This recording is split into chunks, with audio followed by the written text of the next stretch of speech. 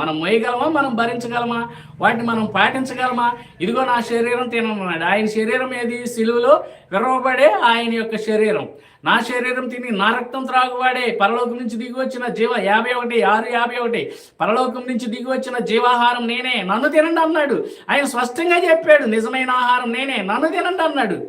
నువ్వేమో రొట్టె తీసుకుని అది యేసు ప్రభు యొక్క శరీరం అని అబద్ధాలు ఆడుతున్నావంటే, ఆయన పరలోకం నుంచి చిందించబడుతున్న నా రక్తం వల్ల నేను క్రొత్త నిబంధన అన్నాడు. అంటే ఆయన ప్రభుత్వం యొక్క అధికారంలో సిలువ రక్తాన్ని మీరు త్రాగాలన్నాడు. అది ఎలా ఉంది? పరిశుద్ధాత్మక ఉంది. నా యందు విశ్వాసం ఉంచు అని కడుపులోనే జీవజల నదులు పోరునని ఆయన బిగ్గరగా చెప్పాడు. అనగా తన యందు విశ్వాసం ఉంచువారు పొందబో ఆత్మను. అంటే ఆయన శరీరం తినటం అంటే పరిశుద్ధాత్మను పానం చేయటం, ఆయన శరీరాన్ని ఆహారంగా చేసుకుని తినటం అంటే పరిశుద్ధాత్మను పానం చేసుకుని తాగటం. పరిశుద్ధాత్మ రక్తంతోనూ ఆయన శరీరాన్ని నిజమైన ఆహారంతోనూ పోల్చాడు.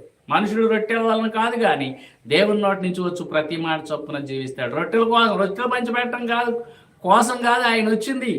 ఆయన శరీరాన్ని మనకు నిత్య జీవాహారం